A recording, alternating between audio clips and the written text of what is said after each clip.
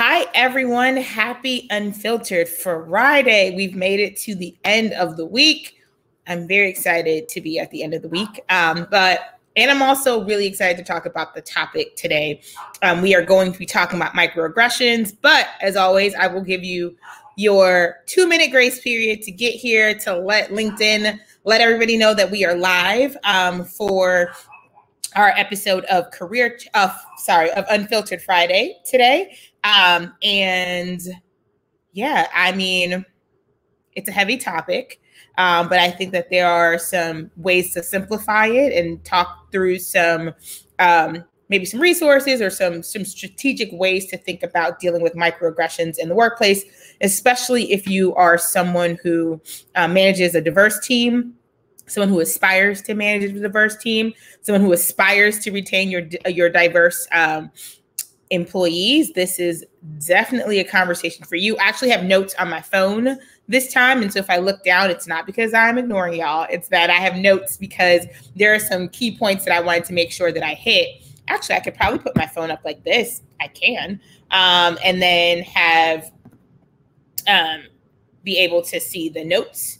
But we will give folks 1 more minute. Oh, for people who are watching on different platforms, sometimes because of the streaming platform we use, I can or may not be able to see your questions. But if you have a question or a comment while the conversation's going on, please feel free to drop it in the comments. And if I can see it, I will respond or address it. And if not, I will go back after I've concluded the conversation, the chat, and I will answer any questions that you have then. And then, as always, if you have questions that you don't necessarily feel comfortable posting on a public forum, feel free to slide me a DM, and I'm happy to answer any questions about the topic. But it's 12:02. You all know that I do not like being late, and so I'm going to go ahead and get started. For those of you who I have not had the pleasure of meeting, my name is Wachin Yanu, and I am the founder and CEO of I Choose a Ladder, which is a career development agency that helps large corporations retain and develop their high-performing Black female talent. And we do that through professional development workshops, curated events, and digital resources such as this one. We started Unfiltered Fridays, I think about a month ago now, because we realized that there were things that Black female employees for this case, wanted to say to their employers, but out of fear of maybe being fired or being blacklisted or stereotyped, they don't say those things and they say them to us. But employers need to hear the feedback because as they start to think through their retention strategies, they need to build it based on the actual experiences of their employees that they're trying to help retain in the workplace. And then on the flip side, employers need to give certain feedback to their employers, but that they may also have fear around giving. And so they don't, but their employees need to know that if they're going to grow their careers and progress in a way that makes sense for them and what it is that they're trying to accomplish. And so I see us as the bridge, right? Connecting the employers who want to retain high-performing Black female talent and the Black high-performing female talent who are trying to find corporate homes. And so Unfiltered Friday is our love offering to our corporate partners and future corporate partners around what your Black employees are not saying that could potentially negatively impact your retention rates. And so each week we pick a specific topic. This week we are talking about microaggressions that has come up as a pain point for the Black women within our community, and we address it. And then we talk about some possible ways to handle, navigate, problem solve for the specific issue. So today we're talking about microaggressions, and if you follow me on LinkedIn, you know that recently, like last week, and I think I have it. Oh man, I moved it from the table. So I was featured in our university. So I went to DePaul University. I was featured in their magazine for the month. And in telling that, I remember when I got my scholarship, I went to undergrad on a scholarship from the Posse Foundation. There was an AP English teacher. She wasn't my AP English teacher, but she was an AP English teacher. And when I got my scholarship, I was so excited. I went and I told her, and I won't say her name because I don't want no problems. But I told her, and her immediate response was, the only reason that you got the scholarship was because of affirmative action. And someone like you is not going to survive more than a semester at that school. The kids at that school are very well traveled. They're very affluent. And when they ask you, where do you summer? And you have no answer, you're not going to be able to fit in, right? And in that moment, I did advocate for myself because I kind of have always been who I am. I think I told my favorite English teacher at the time. There was a meeting that was called and it was addressed. So shout out to Maynies for handling it in the way that they did. But I remember being like, well, dang, like I've worked really hard. I am a high performing student. I didn't understand necessarily why that feedback was so hurtful, but I knew that it was wrong, right? And so when I graduated, I actually went back to try to find her. She had retired at that point. And then when I got the magazine yesterday, I also was like, dang, like I wish I could like not show her, because it wasn't about making her proud, because I didn't care, but it was like to show you, like, you don't know what people are capable of. And so you are supposed to pour into them, especially if you are someone who's charged with helping guide their future. I feel the same way about this and microaggressions and managers in the workplace, right? So for people who don't know what microaggressions are, there's an official definition for it. So I'll give you the official definition and I'll tell you like how I interpret it. So microaggressions are comments and actions that subtly demean or dismiss someone based on their gender, their race, or other aspects of their identity. And they are very common for women in the workplace, right? So the way that I look at microaggressions, they tend to be like either passive aggressive statements or statements that are intended to be compliments, but because of the assumptions that are made in order to make the statements, they actually are not complimentary at all, right? And they cause a lot of harm to the person on the receiving end of said statement, said compliment, or such like conversations that involve microaggressions, right? And the reason that it is tougher for Black women in the workplace is because they deal with sexism and racism. And so the kinds of microaggressions that they have, or that they are on the receiving end of, can come from a variety of different ways. And so they're always trying to juggle which ones to handle, which ones to overcome, which ones to completely ignore. And the problem for employers is that women who experience microaggressions are actually 3 times more likely to consider leaving the workplace. So if you have someone in your office, on your team, within your company, who's a high performer and who's a Black woman, the chances that she's receiving microaggressions or having microaggressive things like targeted towards her are pretty high. So that can negatively impact your retention rates if she's 3 times more likely to think about leaving, right? And so what are some microaggressions, or what can they look like? Because I think for some people, they think that like it's an innocent statement.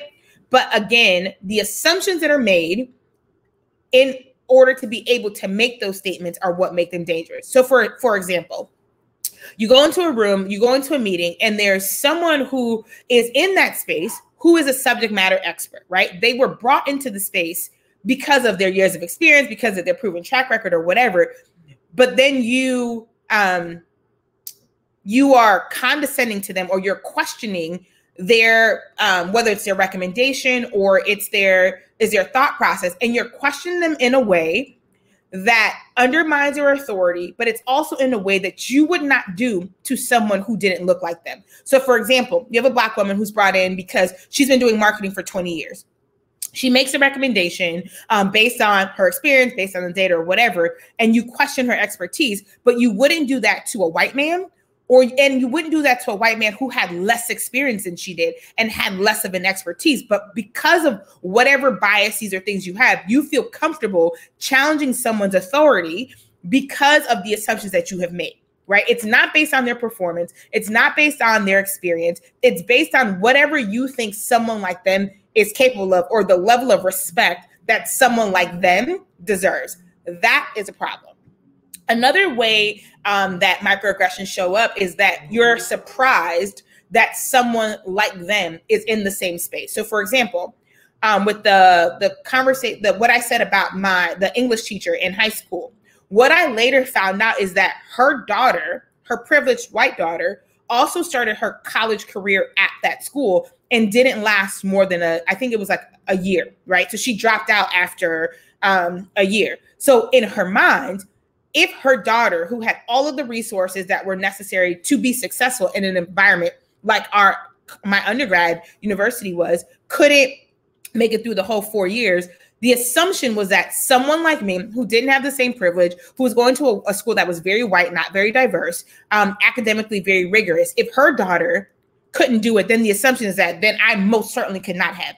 And because of that, she projected things onto me that, one, were not fair, were not warranted, and turned out to be very false. And so as you think through the people who work for you and who work with you, are you projecting things onto them based on other people who in your mind should have been successful, should have been, and then because they weren't, now all of a sudden someone who you view as having a deficit, or who may have not had the same kind of grooming, didn't go to the same kind of school. So this person from Harvard came and they struggled. So this person from an HBCU obviously has to struggle.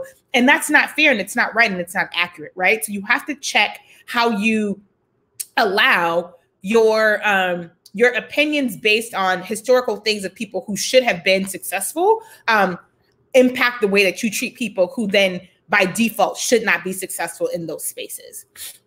A third way that microaggression shows up is making statements or comments about how someone ended up in a position, even though they have the credentials to be there, right? So questioning if someone should be able to occupy the seat that they currently occupy based on nothing other than how they look, right? So if someone has a college degree and they're at a table, it's not like, oh, who did you know to get here? Or what school did you go to? Or how did you get this job?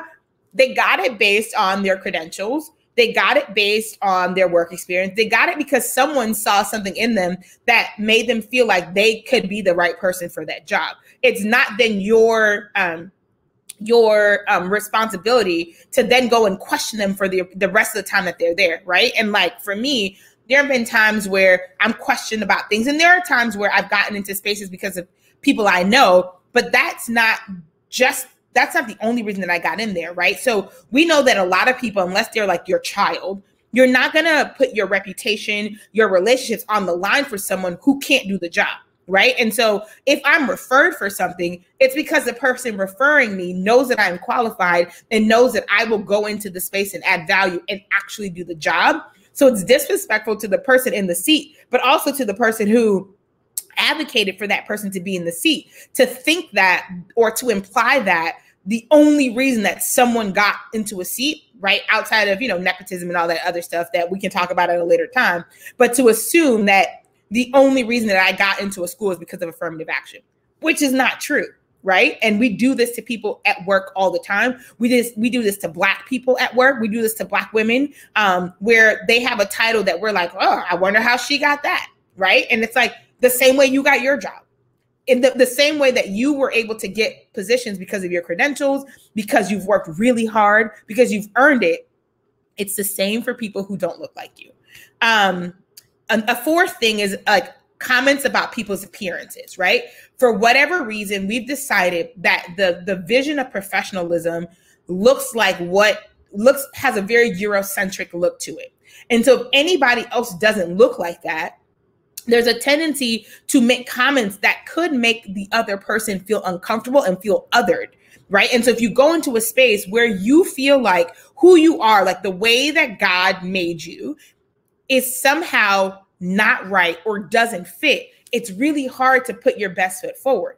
If you feel like people are always judging you because of the way that your hair naturally grows out of your head, it's going to make you self-conscious. It's going to play with your confidence. And then you can't show up in the ways that are required in order to be able to do the work because you're so focused about what's my hair going to look like? Who's going to make a comment this way? Who's going to talk about my body this time? Who's going to talk about, how their tan makes me blacker than they are, right? Like nobody wants to hear that. Or when you come back from vacation and you see a Black person, you're like, oh my God, I'm darker than you now. Like, what is the desire? Like, what can the response to that be?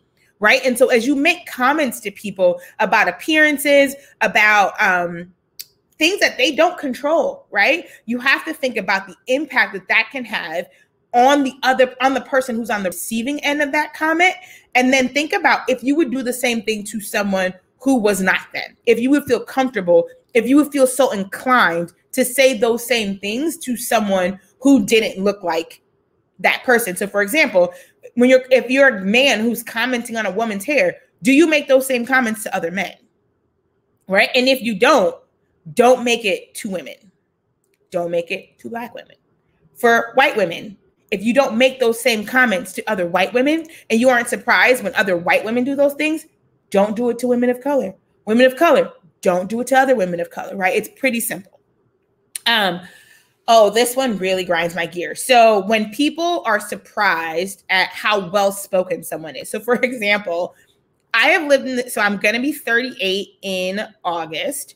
I have lived in the United States since I was 8 years old. So I've been here for almost 30 years. And there are people who, when they find out that I was born in Liberia, their first statement is, oh my gosh, you're so well spoken. Well, I have a college degree. I'm in the process of getting a graduate degree at one of the most competitive business schools in the country. I've been educated. I've lived in the United States for 30 years.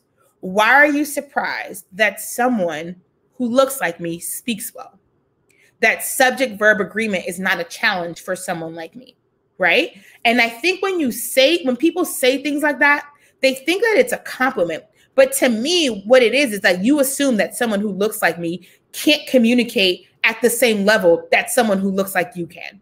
And it's inaccurate, right? There are people who have spent tons of time making sure that they are educated enough to be able to hold conversations, that their interests are able to be verbalized in ways that other people can connect with.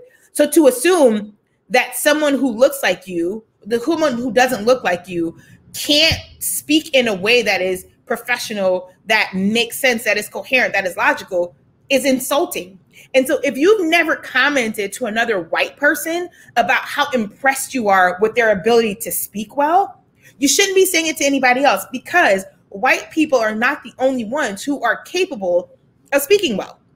And the fact that you are surprised is really hurtful and insulting to the person on the other end of that, of the comment. And I know a lot of times that these things are not done with malicious intent, but that does not take away from the impact, right? And so, yes, I know you didn't mean any harm by saying to someone, I'm wow, you're so well spoken. What the person is hearing, though, is that you don't think someone who looks like me is able to be well spoken, and that is problematic. Another one is making generalizations about people like them, right? So we were talking about this on Career Chat this week about people leaving their addresses off of their resumes, because we have these ideas in our minds about how people from certain neighborhoods are. Tons of people were surprised that I live on the South Side as opposed to choosing to live on the North Side because of the assumptions of what people like them on the South Side are like. And people say things like that in the workplace, right? As if there are not people of varying levels of intelligence all over the country in every neighborhood, right? And so when you say like, oh my God, you live there, right? So because there are some people who can say, oh my God, you live in an all-white suburb, you must be ... And if that happened, you would be very, very offended, because it's not true. There's no basis for any of those statements. And so to assume that just because someone lives in a zip code that's different than yours, or in a zip code that has, historically had underrepresentation or are under-resourced, to make assumptions about those people like them being able to do X, Y, and Z, right? It is harmful and it is hurtful. And you wouldn't do that to someone who lived in your neighborhood. And you wouldn't like it if someone assumed that if you lived in a super conservative neighborhood or whatever it may be, that it must mean that you are X, Y, and Z. So don't do it to other people. And then just like stereotypes that dismiss the experiences of groups of people just because they are not like yours. So for example, when people say things like, oh, she's so feisty, right? Most of the times you're not saying that to other men when they have emotions that are warranted in the workplace, or when they are direct, or when they are clear, right? One of the stereotypes that we talk about often is the stereotype of the angry Black woman. Well, there's data that shows that Black women are not more likely to be angrier than anyone else. Also, anger is a human emotion that everyone experiences. And if you don't, you're suppressing it, and it's going to show up in other places. But when you make stereotypes that tend to diminish the human experiences of other people, it is harmful in how they show up in the workplace and how they feel like they can verbalize things. And so when there are challenges that are happening at work, as opposed to saying something, they look for somewhere else to go. A place where they can be heard, a place where their voices are not minimized or diminished, a place where they feel like their concerns are addressed, a place where they feel like they are supported in their full humanity. Does that mean that people are supposed to be in the workplace and like loose cannons? No, but that's not just for Black people or Black women. That's everybody, right? People should not be emotionally unstable in the workplace. But the narrative is that there are groups of people who are more unstable than others, and data shows that that is not true, right? And it makes it really hard because then the things that need to be said are not said. The things that need to be heard are not heard because people are so afraid, and they've been dismissed so frequently, and their feelings and their experiences have been minimized that they don't feel like their voices even matter. And so as opposed to talking to you, they're just going to leave. And we don't want that, right? We want the corporations who want high-performing talent to get that talent and to keep that talent. So you're not spending tons of money replacing people. So there's not high turnover. So there's not a brand that where you are is not a safe place for Black people to work. And so my advice to anyone who is trying to figure out if what they're saying is a microaggression or if they should be saying it is this: if you would not say it to a white person, if you would not say it to a white man, if you would not say it to a man, if you would question saying it, if you've never said it to somebody who looks like you, don't say it to somebody who does not, because chances are there are going to be underlying assumptions that are based in things that are not true that can then be processed as microaggressions. And as we mentioned at the beginning, people who experience microaggressions are three times more likely to think about leaving the workplace than they are about staying. And if you're trying to retain high-performing Black female talent, you want to make sure that your communication with them is based from a place of like understanding, a place of inclusion, a place of safety, a place of collaboration, of appreciation, and not from a place of assumptions that then hurt their confidence or morale and are not really based in facts that cause them to feel like where they currently are is not a place where they belong. As always, y'all, if you want to continue the conversation, if you have questions, please shoot me a DM. You can also find me on Instagram at I Choose a Ladder, on Facebook at I Choose a Ladder, on LinkedIn on my personal page, or at I Choose a Ladder. And we did a thing on LinkedIn, on Instagram last week where we asked people about the microaggressions that they deal with in the workplace. And some of them are very fascinating. I'll try to find a way to share that out where I can protect the identities of the women who responded, but also share with you some information that could be helpful as you think about this. But as always, I appreciate y'all spending part of your Friday afternoon with me, and I will see you all next week. Bye.